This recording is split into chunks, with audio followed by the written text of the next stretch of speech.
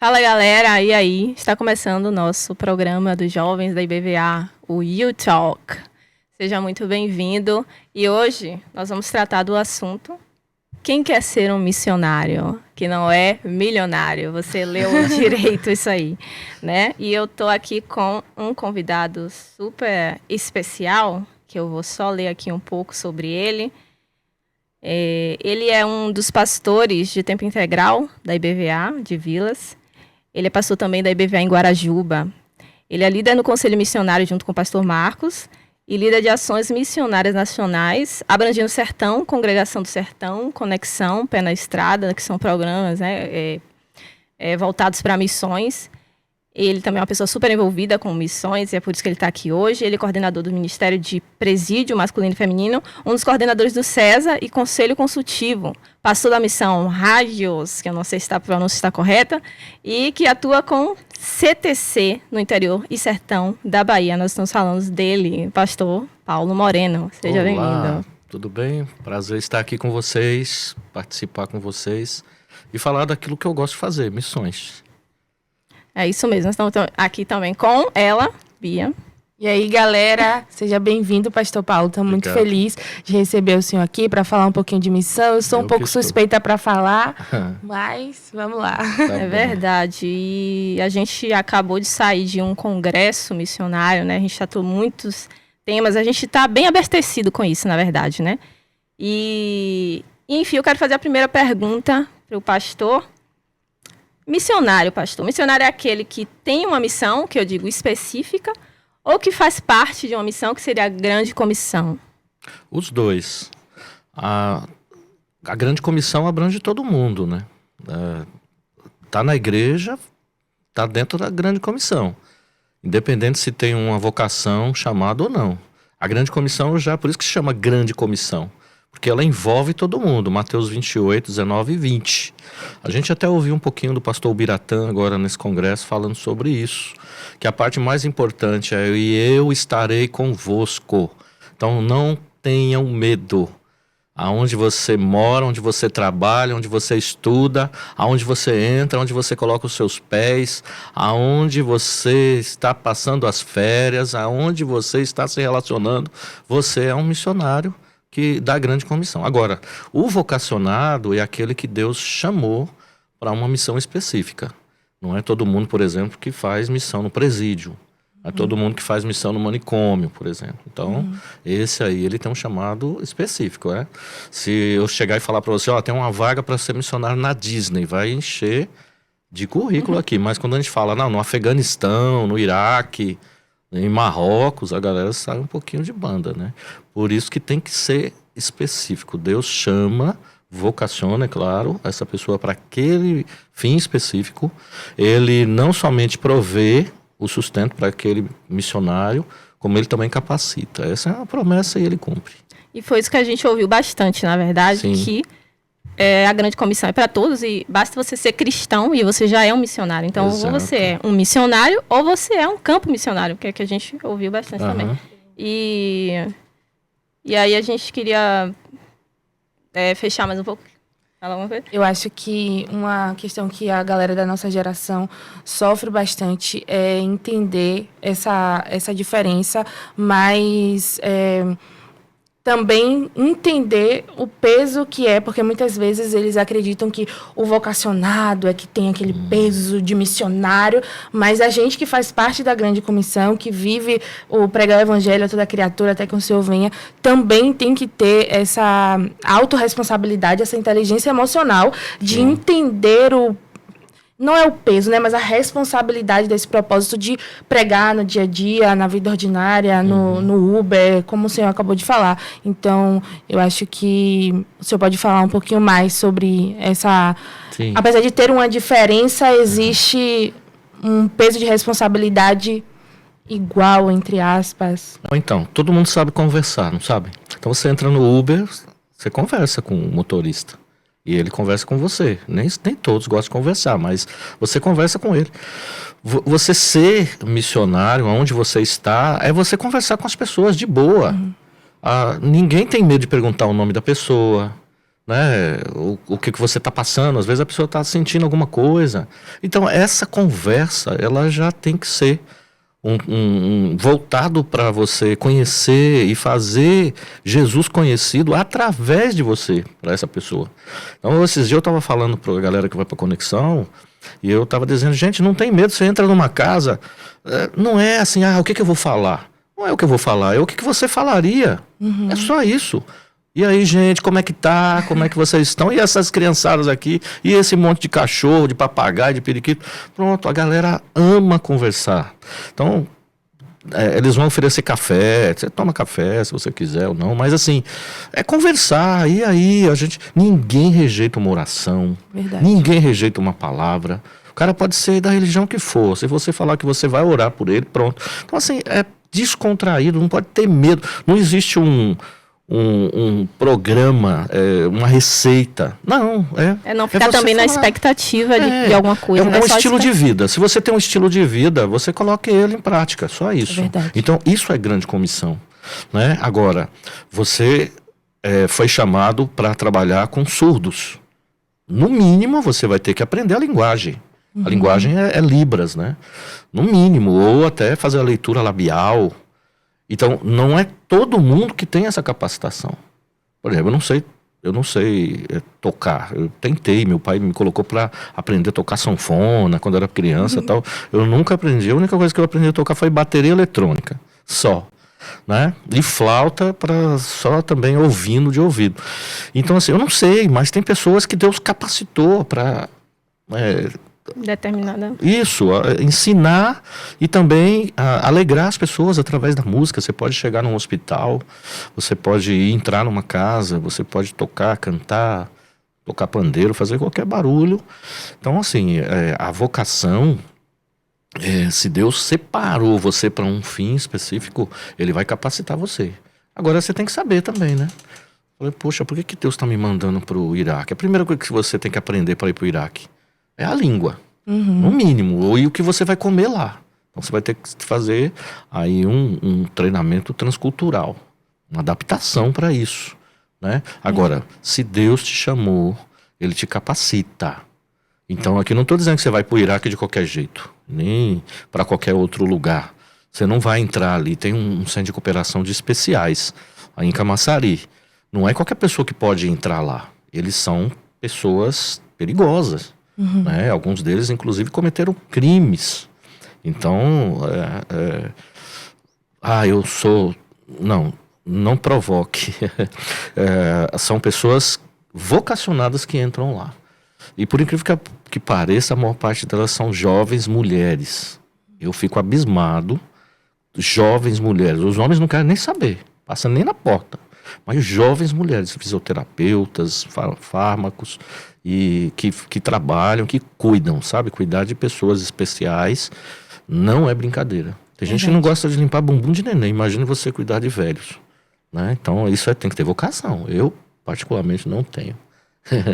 Eu convivo, me alegro, canto, mas de estar lá limpando o bumbum de velho, não. Isso eu não tenho de jeito nenhum. Entenderam a diferença? Sim. Agora, na grande comissão, eu não preciso disso. Eu vou em qualquer lugar, falo em qualquer lugar e tudo mais. Quando eu era jovem, você acredita que eu já preguei dentro de ônibus em São Paulo? E o meu sonho era pregar no metrô. Nunca consegui realizar esse sonho. Ainda tá valendo ainda. Quem sabe aqui na Bahia eu consiga fazer isso. Mas eu já preguei em ônibus. Se eu entrar pela porta da frente, galera, escuta aqui, né? Isso é só falar, deixa fluir. É claro que hoje a gente tem aí uma perseguição, a galera fica, se você pode, eu também posso e tal. É capaz de você receber até uma represália. Então a gente respeita, né? Mas é isso. Eu acho muito interessante o senhor falar sobre isso. Eu meio que vivi essa experiência na prática, né? Eu fiz Jocum em 2019, então... eu cresci, né, fui criada no evangelho, e minha mãe sempre foi de evangelismo e etc. Então, estava meio acostumada a lidar com as pessoas assim. Mas lá na Jocum, eu tive uma experiência diferente, tanto na cidade, eu fiquei em Curitiba, e o meu prático, eu fiz 3 meses de aula, e o meu prático foi na África, em São Tomé e Príncipe.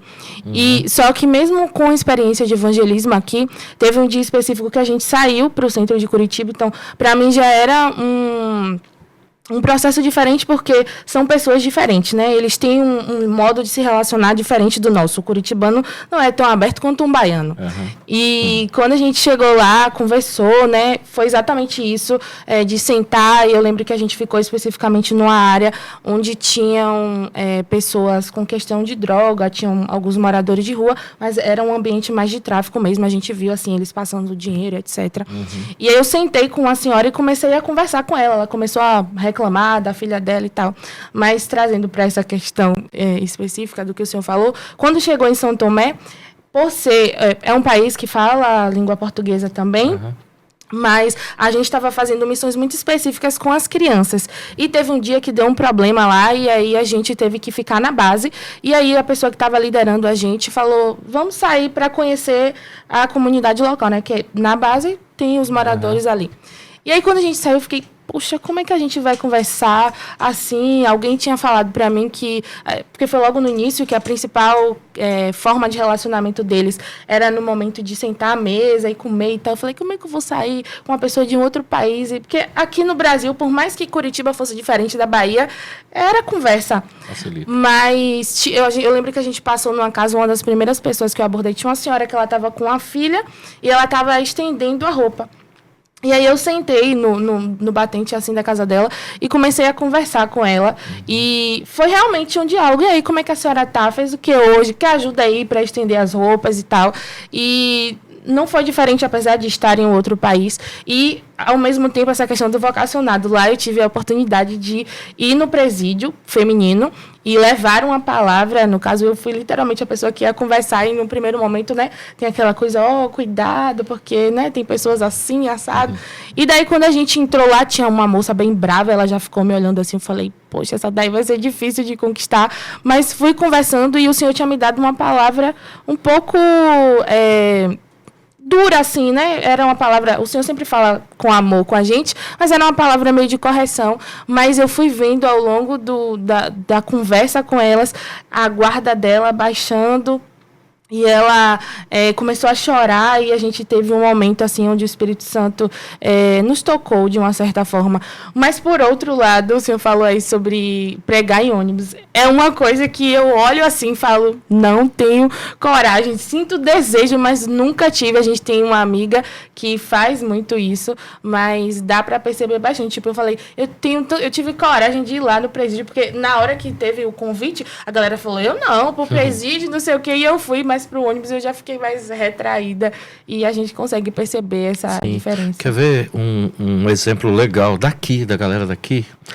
Os jovens, eram jovens na época, hoje eles já devem estar um pouco mais maduros. Eles saíam muito comigo de madrugada para ir para Cracolândia aqui na Bahia, né? A Cracolândia na Bahia teve uma época que chegou a ser maior do que a de São Paulo.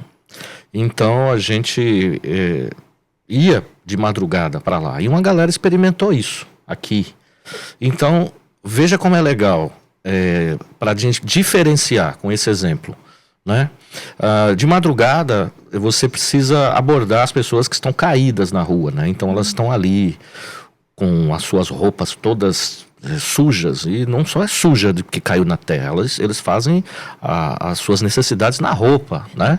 E tudo fedendo, e sujos e drogados, né? E alguns deles ficam no esgoto, outros ainda conseguem deitar num papelão e ficam na beirada das ruas, né, no centro de Salvador. E interessante que sempre nós saímos com uma galera que já tinha sido resgatada, que já tinham estado na rua, que eram ex-usuários de crack ou de outros entorpecentes, e eles tinham já sido libertos e eram missionários, como é até hoje com a Cristolândia. E eles saíam com a gente nunca ia sozinho, né? Mesmo porque a gente não conhecia tudo e eles tinham todo o conhecimento das ruas, de quem eram essas pessoas. E aí, muito interessante, e aí eu vi uma coisa que exemplifica exatamente a diferença do vocacionado para o comissionado. Olha que coisa interessante. O rapaz chegou e cutucou um mendigo não, um usuário de droga, ele estava lá todo sujo. Falou, ei, meu amigo. E aí o rapaz levantou assim a cabeça, olhou para ele e aí xingou ele. Né? A primeira reação foi xingar. E ele insistiu, ei, meu amigo, levanta daí, cara, vamos ali para a gente trocar essa roupa. Vamos ali tomar um banho. Né? Porque a gente oferece banho, comida, curativo, né? Vamos ali, a gente troca essa roupa, a gente dá um banho em vocês, vamos comer uma comida quente ali. E aí o cara olha assim, desacreditado. E aí ele, que nada, rapaz, você tá querendo me tapear, tá querendo me enganar. E aí aquele cara que um dia esteve lá, ele chega para aquele rapaz que ele tá abordando e diz assim, olha, eu estava aí há 6 meses atrás, igualzinho você, olha pra mim. Ei, olha pra mim. Olha pra mim aqui. Há 6 meses atrás eu tava aí, ó, pior do que você. Olha pra mim. Olha pra mim aqui. Veja se eu não fui transformado. Você não quer sair dessa vida, cara? Aí o cara olha assim, é mesmo? É. Aí o cara se levanta e vai. Olha que coisa interessante. Eu não tenho esse testemunho. Não que eu quisesse ter, mas ele ajuda muito. Ele ajuda muito. Se eu tivesse, seria diferente. E eu não sairia da rua atrás desses caras, né? Para poder falar, olha quem eu sou agora. Olha aí quem eu era. Então, exemplifica muito um comissionado de um vocacionado. Ele é um testemunho vivo. Né? Vivo. E nós temos hoje milhares de ex-usuários de crack que são missionários. Milhares. Lá na congregação de Guarajuba, a gente tem a Cristolândia Feminina que fica lá pertinho da gente. As meninas passam lá, na igreja, elas assistem culto, elas são batizadas lá, elas se decidem lá, porque quando elas saem da rua, elas não saíram porque levantaram a mão. Elas saíram porque elas querem ser cuidadas. E a partir do momento que elas estão lá, é que... Aí... Outra coisa também, cuidar dessas meninas, não é brincadeira, é demônio, todos os dias, às vezes de madrugada, pastor Paulo, socorro, tem uma legião aqui. Aí o pastor também que precisa ser vocacionado, porque não é qualquer um que levanta 2, 3 horas da manhã para expulsar demônio de uma mulher lá que ninguém consegue segurar, entendeu? E a diferença é essa. Se ligar lá para um membro lá da igreja, um jovem lá, eu vou lá nada, ele vai falar lá ele, não vai. Não vai. Eu tava pensando aqui. Não é? E aí o gostoso disso tudo do que a gente está falando aqui é depois você ouvir. Eu trouxe inclusive aqui na rádio para falar uma menina dessa que saiu da rua e ela confessou aqui na rádio que muitas vezes que eu fui lá para expulsar demônio foi ela que invocou lá dentro da Cristolândia. Porque ela estava sendo preparada para ser mãe de santo. E ela foi alcançada lá dentro. E hoje ela está sendo preparada para ser uma missionária. Ela já saiu, já está na família, já está em casa, sendo preparada para ser uma missionária. Glória a Deus. Entendeu? Eu queria uma outra pergunta aqui. Oba. Como vencer a apatia e o medo de cumprir missões, tendo alegria e um coração mais disposto? Essa pergunta é legal, porque tem tudo a ver com o que a gente ouviu agora, nesse congresso agora, né? Porque não tem a ver com a gente. Não tem a ver com a gente. Tem a ver com ele, com Jesus. Gostei demais a palavra do pastor Heraldo na vigília missionária, que Deus responde às nossas respostas. Então, como é que nós estamos respondendo o chamado de Deus na nossa vida? A gente precisa responder. Aí a gente não responde. Deus está chamando a gente para ser missionário. O principal motivo pela qual Jesus Cristo morreu na cruz é para que a gente pudesse ser alcançado por uma obra missionária. Então, assim, se a gente não responde ao chamado dele, ele não responde às nossas respostas. Eu fiquei encantado com isso. A questão da sua pergunta é assim, não tem a ver comigo, né? Tem a ver com quem está em mim. O versículo da grande comissão diz assim: estarei contigo. Se você vai, se você faz discípulos, eu vou estar com você sempre. Passa pela consciência, né, disso sempre. Também. Então, assim, como é que eu vou responder esse chamado? É isso. Como é que eu respondo esse chamado?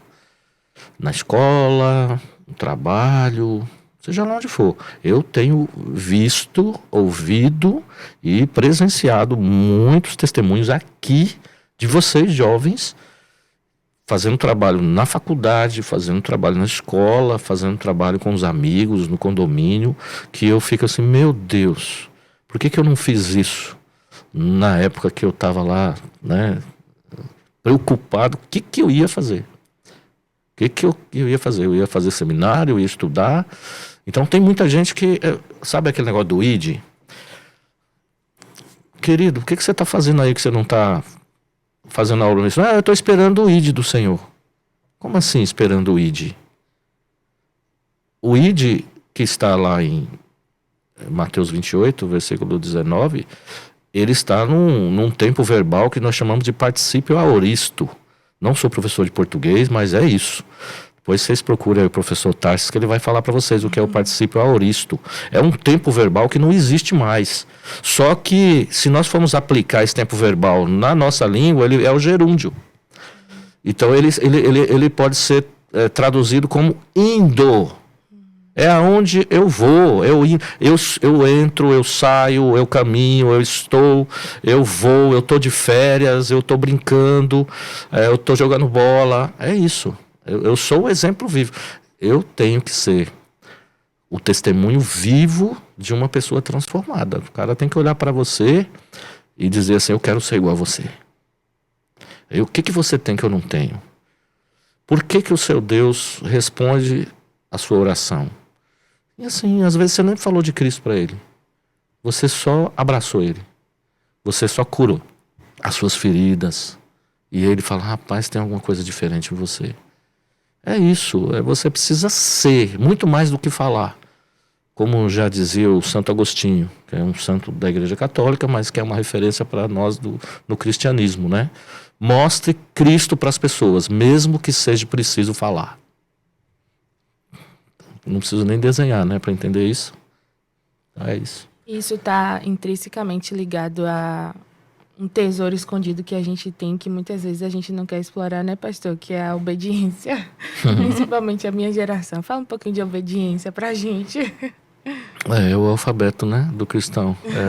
Não é o ABCD, é o obedecer. É isso. Se está ouvindo, assim, duas coisas podem estar acontecendo hoje com essa geração. Ou Deus não está falando com ela, ou ela está ficando surda. São só essas duas coisas. Eu não acredito na primeira. Né? Eu não acredito que é a primeira. É insensível, né? Não, sensibilidade. Não acredito que é a primeira, não. Isso vai acontecer só depois do arrebatamento. Não é o que nós estamos vivendo agora. O que a gente estava falando antes de começar o podcast, que eu falei do testemunho de ontem, foi justamente isso.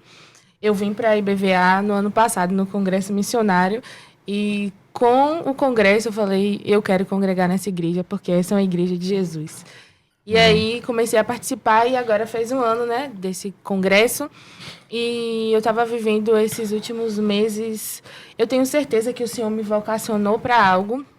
Mas desde que eu voltei para casa, a pandemia começou. Eu estava muito decidida em 2020 que eu ia fazer uma escola transcultural e precisava viver aquilo, porque o Senhor tinha me dado nações para orar e estava super empolgada. E a pandemia começou e o Senhor precisava tratar algumas coisas aqui, né? A gente não tem como viver lá fora o que a gente não vive aqui, passar para o outro o que a gente não vive em família, em comunidade, né? A nossa primeiro campo, de fato, é a nossa casa, a nossa família, os nossos amigos. Uhum. E eu estava vivendo uma estação bem complicada nesses últimos meses desse questionamento, né?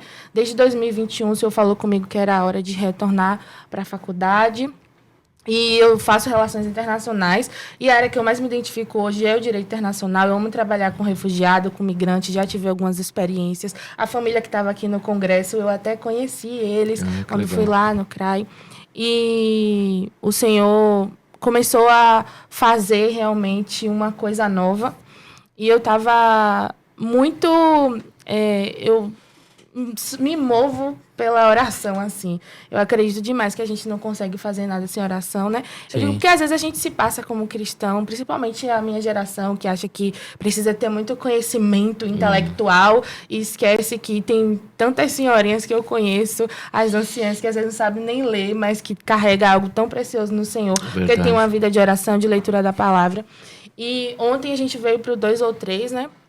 E teve um momento que um dos jovens começou a orar e o Senhor usou ele para falar e denunciar uma apatia que estava acontecendo no nosso meio. E eu sinto que nesses últimos tempos o Senhor tem... Eu me sinto assim como Abacuque, tem ouvido ao Senhor as suas declarações. Eu estou um pouco alarmada. E grande glória significa grande tribulação. Então a gente tem vivido uns dias onde o Senhor realmente está voltando e ele... espera, né? Tem uma igreja do fim, né? Apocalipse vai ali ter um modelo de igreja que Jesus espera que sejamos. E aí ontem, quando terminou, né? Deus usou uma das meninas também para liberar uma palavra que ela tinha lido no devocional em Oséias, né? Falando que o povo perece. Foi Oséias? Acho que foi, não foi? Por falta de conhecimento, Oséias. Não lembro. E aí, eu fiquei muito impactada com aquilo tudo. Só que às vezes a gente faz um monte de coisa para o Senhor sem Ele. E teve um momento que eu estava sentada no chão e eu falei, Espírito Santo, eu sei que o Senhor está aqui, mas eu não percebi logo. A gente canta canções do início ao fim, porque a gente conhece muito bem. E no final, com todo o mover que ele fez, eu sei que o Senhor, ele sempre está disposto a derramar mais. E no meu coração estava ecoando isso, mais. Teve um momento que o jovem estava orando e ele começou a falar isso, literalmente. Eu falei, meu Deus, o que é isso? E quando terminou o culto, eu estava assim, meio estatalada, meu espírito não tinha voltado pro corpo ainda, porque eu fiquei tipo, Senhor, o que está acontecendo aqui? E Ju, ela estava comigo, eu fico assim um tempo para processar as coisas que o Senhor falou. E daí, quando a gente desceu, né? Eu tava lá, eu falei, Ju, não é possível, tem isso. Porque começa por mim, eu sei os momentos em que eu poderia estar buscando mais o Senhor e às vezes eu sou apática à presença dele. Ele tá ali, eu sei que ele tá ali, porque a fé é racional, eu conheço o Senhor, eu tenho uma história com Jesus, mas às vezes eu não percebo ele, ou pior, eu ignoro quando eu percebo ele. E daí chegou um carrão, ela tinha pedido um Uber pra gente ir pra casa, e chegou um carrão e eu fiquei assim, porque geralmente não tem carros tão... especiais. Pra isso. Tão novo. E aí, quando esse cara chegou, eu fiquei assim, eu disse, meu Deus, o Senhor mandou como foi que eu falei? Uma carruagem pra buscar a gente. O que tá acontecendo? Daí, quando a gente entrou, a gente começou a conversar com o rapaz. Não, eu tava conversando com ela e eu comecei a chorar, inconformada com algumas coisas. Aí ele falou assim, ele já era um coroa, assim. Ele falou, eu tô percebendo que vocês são cristãs, né? E ele começou a falar um pouquinho O pessoal dele. entra chorando no carro, ele já disse. E aí ele falou, eu tô aqui ouvindo a rádio da Universal, eu frequento lá às vezes. A Ju chamou ele para vir conhecer, né? Porque ele não é uma pessoa que congrega, ele tá visitando. E aquela era a primeira viagem dele, literalmente, não do dia. Ele estava começando como Uber ontem, porque ele é sócio de um mercadinho em Abrantes. Mas a situação está um pouco apertada. Ele disse que começou a ouvir algumas pessoas falando que o Uber está dando dinheiro. E ontem ele decidiu tentar. E ele disse que estava parado na frente de uma igreja aqui perto. Ele falou, Deus, eu quero que a minha primeira viagem seja com alguém enviado por você e tal. E ele disse que apareceu uma viagem para Portão, para não sei aonde. Ele falou, não vou. E aí a nossa viagem tocou e ele veio, né? E eu fiquei, Senhor, o que o Senhor está fazendo aqui? Tipo, eu não acredito nisso. Daí eu comecei a falar de Jesus mesmo, desse evangelho de Jesus para um pecador como eu. E ele dirigindo, levando a gente, eu comecei a liberar palavras de vida sobre ele, sobre a família dele, de prosperidade também, porque eu percebi a inquietação da alma dele em relação a questão financeira, né? E daí eu comecei a falar sobre como Deus é soberano, ele é leal, ele é fiel, e ele é leal a ele mesmo, não é nem a gente, mas pela lealdade ele mesmo, ele faz algo na nossa vida. E aí eu moro no Alfa 2, ali em Abrantes, então tava ali naquela via já meio escura, e ele começou a chorar e botou a mão no rosto, eu fiquei, meu Deus, o que tá acontecendo? E eu falei, acho que é Antônio o nome dele, né, Gil? Eu falei, seu Antônio, eu vou orar pelo senhor. E daí eu comecei a orar, e ele ficou muito emocionado, e eu chorando também, e eu fiquei, Ju, o que está acontecendo? E voltando no tópico anterior, a questão da obediência, porque eu estava vivendo muitas coisas nesses últimos meses, sem lembrar do ponto mais importante, que era obedecer ao Senhor.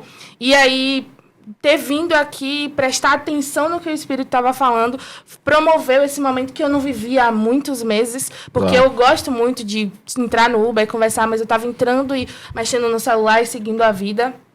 E hoje também eu estava indo para casa e aí tava aquele solzão, eu batendo perna voltando da faculdade. E eu sempre passo no mesmo horário e ninguém nunca me ofereceu carona, porque eu volto da faculdade de ônibus. E aí parou uma moça assim, e eu né, com essa situação toda de segurança da cidade, eu vim andando e orando, né? Comecei a cantar umas músicas aleatórias lá pro Senhor, adorando a Ele, pedindo socorro, porque eu sou um pouquinho covarde, medrosa.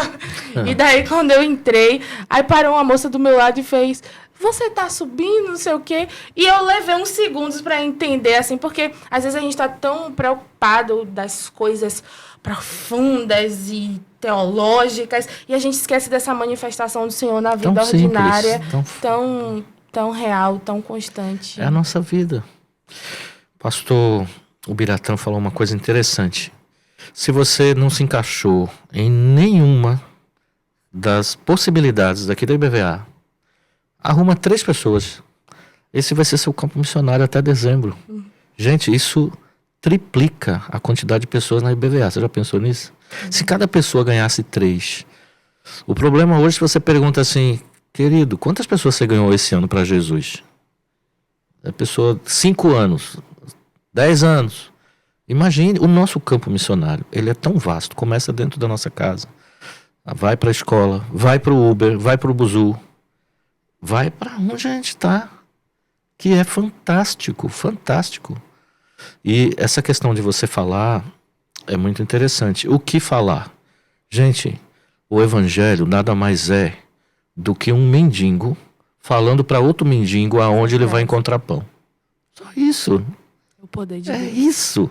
É um mendigo falando para outro mendigo aonde ele encontra pão. Gente, agora se você não recebeu, se você não tem, como é que você vai dar? Então primeiro tem que fazer uma análise. Eu tenho pão para dar? Então, assim, se você tem a sua vida, a pessoa vai olhar para você e vai falar assim, ei, o que você tem de diferente? Por que é assim? Eu quero ser assim. Eu quero ser igual a você. E eu percebo que você é uma pessoa especial. Você pode orar por mim? Né? E esses encontros marcados que são fantásticos. É a sua vida. Claro, obedecer é importante, né? Mas Deus vai te usar em locais improváveis. Improváveis. Quando você menos imaginar, é o que você falou. Você não tem que estar esperando um fato inusitado, sensacionalista ou super sobrenatural, né? Acontecer um raio, alguma coisa. Não. É a sua vida. Eu falei para o seu Antônio isso. Ele disse, esse dia de hoje vai ficar marcado para mim. Eu disse... Para mim também, seu Antônio, e compartilhei com ele esse entendimento aí de misericórdia é colocar o seu coração na miséria do outro. E eu compartilho disso que o senhor está sentindo agora e coloco o meu coração nisso. E eu acho que o que acontece, voltando até numa fala do senhor, a gente às vezes se esquece, né, já que a gente está falando de missão, que eu falo isso porque talvez você em casa sinta a mesma coisa. Ontem, durante a oração, o rapaz começou a falar sobre lágrimas e sobre a gente sentir dores de parto, etc. E eu comecei a pensar, meu Deus, esses últimos meses acontece que por mais que eu saiba tudo o que eu sei, por mais que eu entenda a vocação do Senhor, a grande comissão, eu estava achando de alguma forma, não sei como, que era sobre mim, que era sobre eu ser usada, eu ser enviada. Às vezes a gente esquece que a missão de Deus, ele conta com a gente, mas é sobre o outro, não é sobre nós mesmos. Isso linka com o que eu Perfeito. queria falar aqui, é que os jovens, né, em geral, eles ficam muito na expectativa de Deus usar, né? Já passei por isso muito. Esperando e aí, o ID, né? tipo isso, esperando o ID. E aí não acontece porque você acha que não está acontecendo, mas na verdade já está acontecendo, porque é como a gente falou aqui, né? Como vocês falaram, no cotidiano, na minha ida, por exemplo, pegando um ônibus, fazendo as minhas atividades cotidianas, é que acontece a missão, é o que você está mostrando Cristo ali, sem palavras, só com ações, só vivendo a sua vida, e aquilo ali já está fluindo. E aí eu percebo que os jovens ficam nessa expectativa, né? E essa expectativa acaba atrapalhando do processo acontecer. É luz. Como é que você vai ser luz? Não precisa, a luz não fala. Ela não Precisa emite de nada. som. Ela só precisa iluminar, ela só precisa brilhar. Não é nada. O sal, ela dá gosto. O sal, ela não somente conserva, mas ela traz... O mundo está tão sem graça e a gente tem esse compromisso de trazer graça para as coisas que são sem graça, né? É isso, não precisa falar, só precisa ser. E o mundo está carente de pessoas que são, efetivamente. Porque tem muita gente falando e ninguém está fazendo nada. Então, precisa ser. Vamos Acho que ser. foi isso que estava me conformando ontem, sabe? Tá, beleza. E eu acho que foi por isso que me deixou tão... Porque eu Impactada. fiquei com ela, assim, depois... Você entendeu o que acabou de acontecer? Porque foi justamente que eu tava questionando de, tá, beleza, a gente orou aqui, choramos junto e tal, mas e saiu da porta da igreja? A gente vai falar sobre as nossas coisas ou a gente vai fazer algo? E aí Deus, tipo assim, aí eu tô promovendo o ambiente, você vai fazer o quê? Como é que você vai reagir a isso? Como é que você vai ser? E aí, sabe, eu fiquei... Ele coloca Ai, não sei explicar. na sua porta ou no seu caminho pessoas para você falar, para você ser luz, ser sal. É isso. Como é que você vai responder isso? É sendo, não tem outro jeito. Mas sem se sentir pressionado, né, pastor? Tipo assim. Não, sem pressão, isso é natural. Às vezes você não precisa falar nada. Se você ficar de boca fechada e ser, já é o suficiente. É o Espírito Santo. Aquele que está em você é o que estava nos apóstolos. É o que está em nós. Então a gente tem que lembrar disso. Não era simplesmente a sombra dos apóstolos que curava as pessoas. Era o Espírito Santo que estava neles. Eles passavam e as pessoas eram curadas conforme a sombra passava. Mas não era a sombra da pessoa. Era o Espírito Santo que estava neles. Então, assim, não tenham medo. Não fiquem esperando, eu preciso fazer um curso de teologia, eu preciso fazer um treinamento, um curso especial. Não, é para ser, seja. E acontece, Deus faz o sobrenatural acontecer, não é a gente que faz. Lembre-se que Noé construiu a arca, mas quem fez chover foi Deus. Foi a parte mais difícil, nunca tinha chovido na terra. Imagina, ele tinha que acreditar que ainda ia acontecer um dilúvio. Não era só construir, crer que ia vir água do céu, que ia destruir tudo. Nunca tinha caído água na terra. Então, assim, você pode ter um trabalhão construindo a arca, mas quem faz o sobrenatural acontecer não somos nós. Isso me lembrou ontem, durante... Muita coisa ontem, né, pastor? Durante o culto...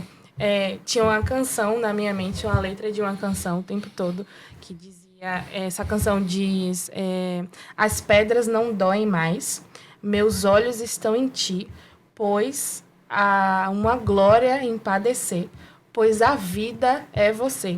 E eu me lembrei muito de Estevão na hora, né? E eu comecei a orar ao Senhor Jesus, por favor, dá-nos um espírito de encorajamento, como o Senhor deu a Estevão. Eu acho que entra nisso.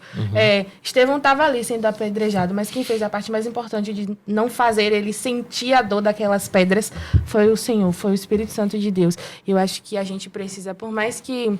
Porque às vezes a gente se sente mesmo pressionado a fazer algo, a gente fica com medo, mas entender que a parte mais... É o que o senhor falou no início, se Deus nos chamou para fazer algo, Ele vai fazer todas as coisas. Só precisa que a gente diga, eis-me aqui e obedeça, né? Ser achado fiel. E não tenham medo.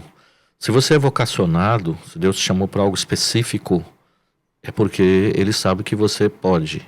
Ele não vai te dar algo que você não pode suportar. Então, mesmo que você não tenha aquilo naquele momento, isso pode durar 20 anos. Como a gente viu alguns testemunhos agora, nesse final de semana.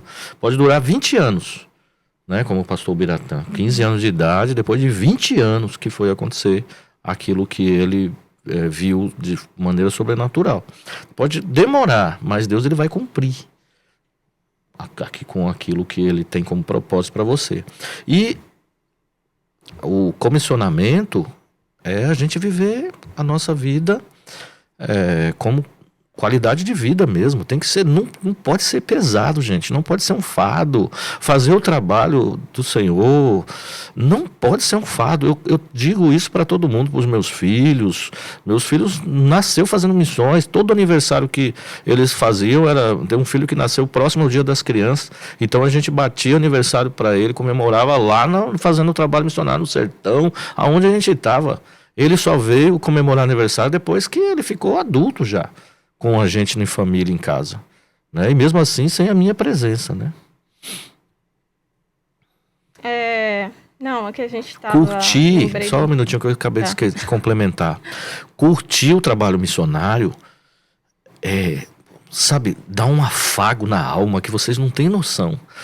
Tem gente que fala assim, é trabalhoso viajar, ir pro sertão, ficar lá. Gente, quando você curte o trabalho missionário, você sente uma leveza na alma. O corpo, ele cansa e é recuperável depois, não é? Mas a alma sente uma felicidade tão grande que não cabe dentro do peito, sei lá onde ela fica. Eu sei que ela está aí dentro, em algum lugar, né? Que diz que a Bíblia diz que só uma espada de 2 gumes consegue penetrar nesse lugar onde fica a alma e o espírito, que a gente não conhece. Mas uma coisa eu sei, o prazer que isso gera e tem que gerar nos jovens, que tem que gerar nas crianças, nos adultos em geral, que tem gerado em mim, né, é insubstituível. Não tem prazer no mundo que possa substituir esse sentimento. É isso, então. E se não está gerando é porque precisa fazer uma avaliação do que está acontecendo. Né? Você está fazendo outras escolhas. Você está escolhendo algo que lhe dê prazer, mas que não experimentou isso. Eu conheci uma senhorinha em Recife, no centro de Recife. Ela é irmã Creuza, com R. Ela tinha assim, carruagem de fogo da irmã Creuza. Estava lá, no centro de Recife. Ela tinha um carrinho, tava lá, e ela tinha um microfone e umas caixas de som. Eu parei para ver, né, que ela era muito engraçada, era uma senhora. E ela dizia assim, oi, vocês aí, jovens, adultos, crianças que estão me ouvindo, eu tô falando para vocês de Jesus. Ele é o maior prazer que existe nessa face da terra. Aí ela dizia assim, eu não sou nova skin não, mas experimenta. Gostei. Se você não experimentar, você não vai sentir. Como é que você pode falar que não gosta de comer carne de frango se você nunca comeu carne de frango? E a palavra diz, né? Provar e ver de que eu sou bom. Que eu sou bom. Ótimo. E também queria acrescentar que quando Deus ele chama para uma missão, ele provê as ferramentas também, né? Ele vai direcionar para um curso, ele vai abrindo as portas, ele vai mostrando o que a pessoa precisa fazer. Então, você não está sozinho, largado, né? Deus vai te direcionar. Precisa parar com isso também, de que Deus está te chamando e você não está respondendo, ele vai chamar outro. Para com isso. Eu acredito num Deus soberano, que sabe o futuro. Ele não sabe só o passado, o presente, ele sabe o futuro. Eu não tinha Se ele escolhido está chamando Jonas, você... Né? É porque ele acredita que você vai responder em algum momento o chamado dele. Esse negócio, se você não responder, Deus vai chamar outro no seu lugar. Gente, pelo amor de Deus, que pensamento é esse? Se Deus está chamando você, você tem que abrir os braços e falar, eis-me aqui, Senhor. Que privilégio. Agora, não ficar esperando, Deus vai chamar outro, tem tanta gente aí preparada. Não, se ele está chamando você... Imagina se o apóstolo Paulo não tivesse respondido ao chamado. Rapaz, a maior parte dos livros da Bíblia foi escrito achar por Paulo. outro igual a Paulo, assim. Pelo amor de Deus. O contexto que ele tinha. Não que ele fosse, incrível. Nossa, ele era incrível para mim, eu acho. Mas, não porque Paulo era incrível, mas porque achar um outro para substituir. Essa é para você, Ju. Tá vendo? Tem outra Ju aqui, não sou eu não. Mas é isso. Bom, eis-me aqui, envia-me a mim.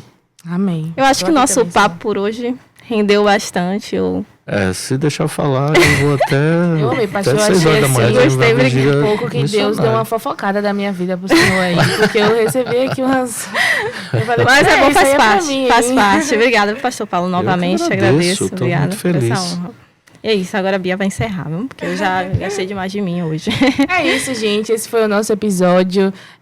Como o pastor Paulo falou aqui, digam sim ao Senhor. Quando Ele convocar, estejam preparados para obedecer imediatamente. Ele tem nos chamado. Nós somos a geração daqueles que buscam, né? O Senhor, Ele conta com a gente. Amém. O nosso Deus é o mesmo Deus de Abraão, de Isaac, de Jacó. Verdade. Então, vamos nessa, vamos junto. Deus é um Deus de unidade e Ele tem muito mais para fazer. Existe mais, existe muito mais. A gente se vê no próximo episódio. E é isso. Obrigada, pastor Valeu. Paulo. Valeu, Obrigado, Ju. eu que agradeço. Obrigada. Beijos. Tchau, tchau.